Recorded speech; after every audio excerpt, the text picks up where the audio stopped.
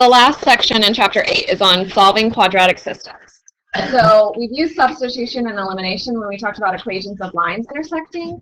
Now we're going to have like circles intersecting an ellipse, circles intersecting, you know, like we're going to have different things. So in this very first equation, or system, I have x squared plus y squared equals 25. What shape is that? X squared plus y squared equals 25. It is a circle. It's a circle with center 0, 0, radius 5, right? What about the next one? It's not really in the standard form that we're used to. What do you guys think? It is going to be an ellipse because you can divide by 145 on both sides, and you would end up getting it equal to 1, which would be an ellipse. You don't have to do that. I just was writing.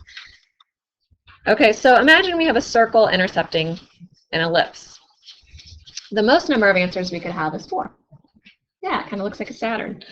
All right, or we could have, you know, maybe 2. Could we have 3? Yeah, we could have, like it's crossing right there, and then here and here, right? We could have 3. But the most number, that's the most important thing, the most number we could have for answers is 4, correct? Okay, this one is actually going to give 4 answers. So let's go ahead and we're going to do substitution or elimination in order to solve. Do you see it's pretty easy? If I multiply the top equation by -4, I'd have -4x squared minus 4y squared equals -100. And I'd add it to the 4x squared plus 9y squared equals 145. And when I do that, I get 5y squared equals 45. So y squared equals 9. So y could be 3 or it could be -3. Don't forget your plus or minus. I feel like a broken record sometimes. Okay, once we have the y value, we need to find the x values that go with it.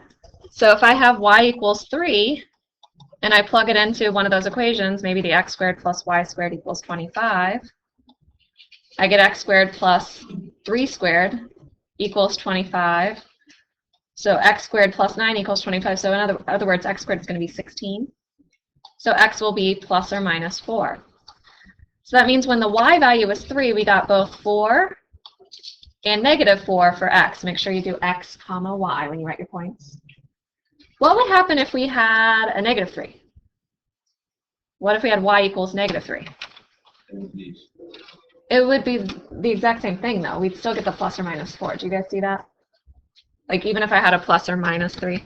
So sometimes when I notice that, if I have squares, I just do them both at once. I say plus or minus 3, and when I square it, I'm like, oh, I get 9 anyway. No big deal. Okay, so if I had a -3, I would also get 4 and -4. So those are the 4 points. Very symmetric, right? Both of them were centered on the origin, so that's why it's kind of nice. All right, so same idea on this one. I can easily multiply through by a negative on either the top and the bottom. So let's say I multiply by a -1 on the top. And I line it up with the bottom one.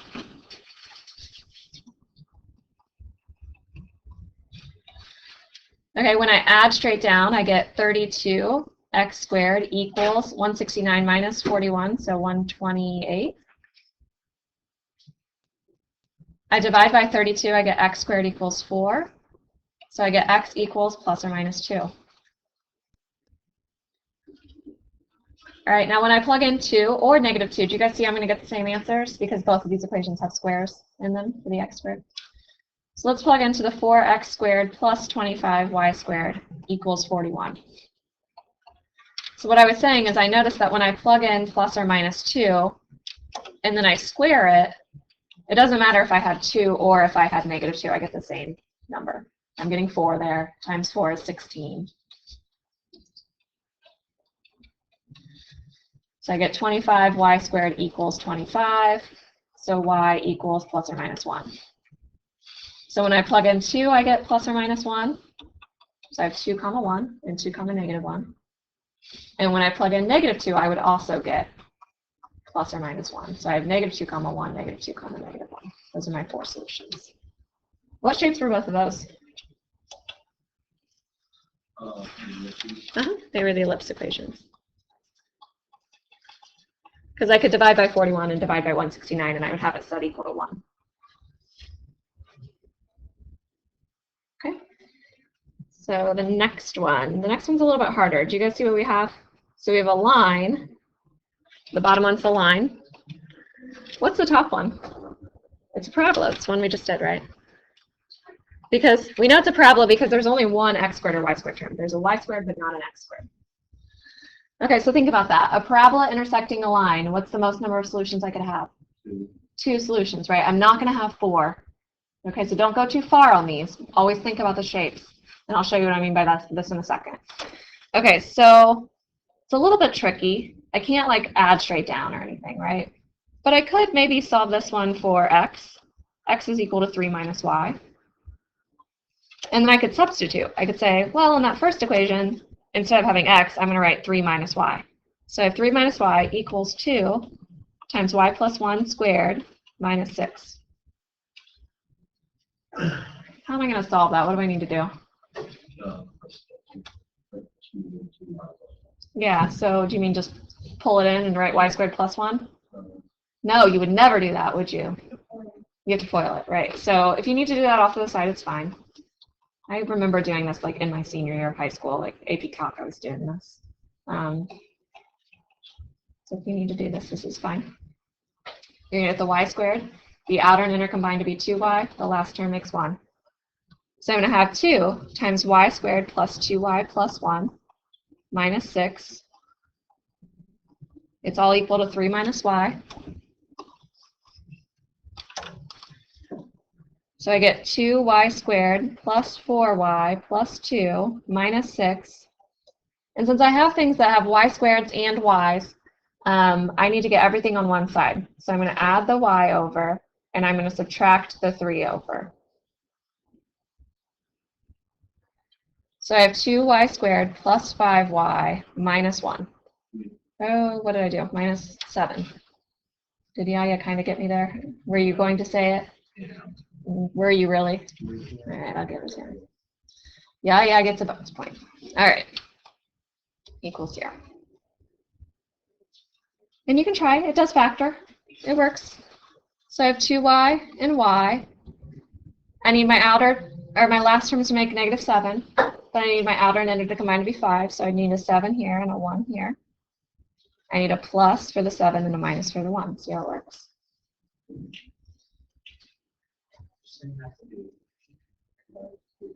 Yeah, the outer and inner terms. The swoops. Negative 2y, positive 7y. All right, so I set each one equal to 0, and I solve.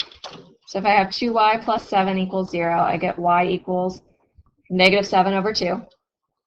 And if I set the other one equal to 0, y minus 1 equals 0, I get y equals 1. And then I have to plug back in. So I have to plug back in to get what the x is. So here's where it gets a little bit weird. Okay, you always want to go to the thing that has the smallest degree. Because if you go in and you plug something into something that gives you like a plus or minus, but the other one was a line, right? You knew the maximum number was going to be 2. You don't want to plug something in, get plus or minus, and then you have 4 answers. You guys kind of understand what I'm saying? So like, always plug it into the thing that's like the smallest degree, like a line versus a parabola, which would be degree 2. So we're going to plug into the x plus y equals 3. So I'm going to have x plus negative 7 over 2 equals 3. So I get x equals 3 plus 7 over 2. So what is that? 6 plus 7 over 2, 13 over 2. And then I have x plus 1 equals 3, so I get x equals 2. So I have 2 points. This first one, right, I plugged in 13 over 2 to get a y value of negative 7 over 2. And this one, I have x equals 2, and I have y equals 1. So those are my 2 answers. And that's the max number I can have. If you had 4, you would know you did something wrong.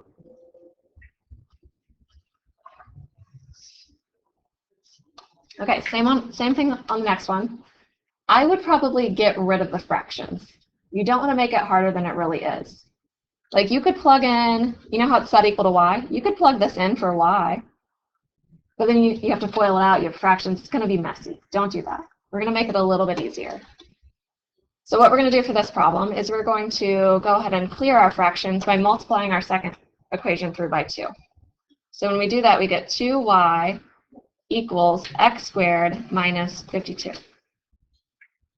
And we're going to get the x squared by itself. So I have 2y plus 52 equals x squared. Now we're going to go back to our other equation, and we're going to replace the x squared with 2y plus 52.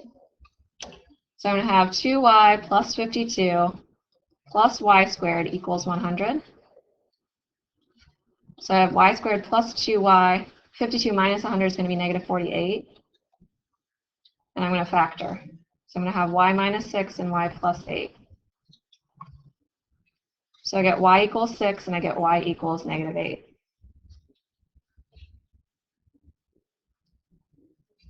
So now I go back and I plug into any equation. They're all like x squareds, right?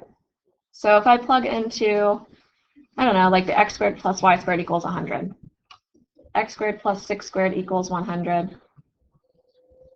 I get x squared plus 36 equals 100, so x squared equals 64. So x equals 8, plus or minus. So I get 2 points from that. I have 8 comma 6, and I have negative 8 comma 6. Do you guys see what you're going to get when you plug in the y? If I plug that in, I get, I'm running out of room terribly. I'll get plus or minus 6 for that one. So I'm going to have 6 comma negative 8 and negative 6 comma negative 8 for that one. Okay, so I kind of shortcutted it. Those are your 4 answers. All right, and then the very last 2 problems are talking about completing the square again. You can always complete the square to get it into whatever standard form you need. So if you see something that's all multiplied out, I mean, it could still be some kind of conic section. You have to actually complete the square to see what it is. Any guesses on 5A? What do you guys think it's going to be? No idea? It's going to end up being an ellipse. The reason I can tell right away is because my x squared and my y squared, there's a plus between them. They're both the same sign, right? But they're not the same numbers. Like, it's not 4x squared and 4y squared. If that happened, it would be a circle. But this one's going to end up being an ellipse. Okay, but let's go ahead and see how we do this. Just like before, with the circles, we did x's, y's, numbers. It's really not that bad. You can do this. So I'm going to have 4. I'm going to have x squared plus 2x. And then I'm going to have 8. And I'm going to have y squared minus 6y. And then my number is negative 28. Should I have written the step before that? Or do you guys understand what I did there? I did 2 steps in one. Do you understand? I just rearranged. Like, they were already x's, y's, and then I just took that number and put it on the other side. And then I pulled out the common factor, because I needed to be a 1x squared and a 1y squared in order to complete the square. Okay, so what number am I going to need right there? Nope. Smaller. 4. Thank you, Kyle. 1. Do you guys see why it's 1? I do my b divided by 2, and I square it. So let me write it nicer. So I have 4. I have x squared plus 2x. I'm adding in a 1 into the box. I did my b divided by 2 squared. I'm completing the square. 2. Remember? B over 2 squared. All right, then I have my 8. Now I have y squared minus 6y plus something. Okay, if I take my negative 6, I divide by 2. I get negative 3. Square it. 9. So y squared minus 6x plus 9. Yeah, y squared minus 6y, sorry. So I get equals negative 28. What am I adding to balance things out? I'm adding 4 and 72. Killing me. All right, I'm adding 4 and I'm adding 72. So I'm getting 4 times x. So I'm completing the square. 4 times x plus 1 squared plus 8 times y minus 3 squared equals 72 plus, so 76 minus 28, what is that? 48. Yeah, so 48. Okay, still not all the way done. Not a circle because there's the 4 and the 8 there. So my last step is I divide by 48, divide by 48, divide by 48. So I get x plus 1 squared over 12 plus y minus 3 squared over 6 equals 1. So it's an ellipse.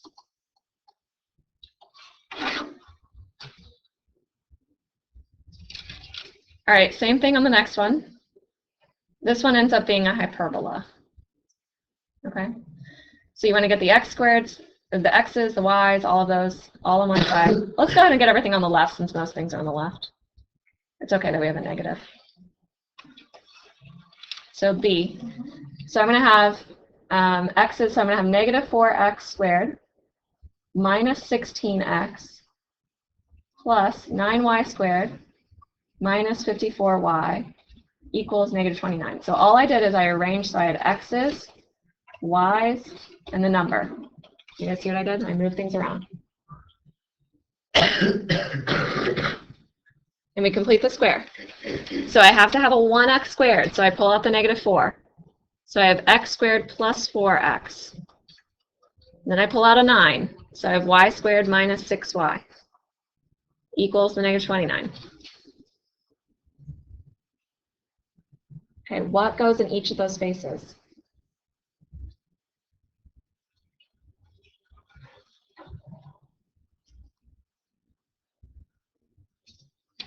What goes in the x one? Plus 4, right? Because you do the 4 divided by 2 is 2. Squared gives you 4.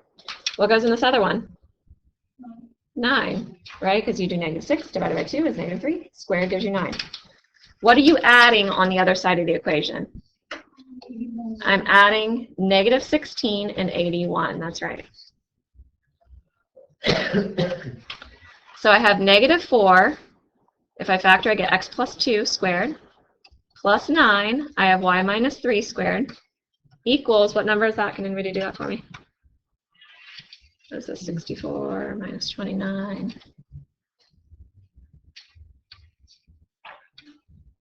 What do I get? Yeah, it's just playing with his calculator, not actually putting numbers in for me. Okay, I will do it. Negative 45, 81 minus 45. 36. Thank you for all of that lovely assistance, guys. Clearly. All right, still not set equal to 1. So divide by 36, divide by 36. But do you see what's kind of weird about this one? You see I have a negative out front? Let's switch those around as we do this. So I'm going to have 9 over, so I'm going to do this part first. So the 9 and the 36 are going to make 4 on the bottom. So I'm going to have y minus 3 squared over 4. And then I'm going to have minus. And then the 4 over 36 makes a 9 on the bottom. X plus 2 squared equals 1. So it's a hyperbola. Okay.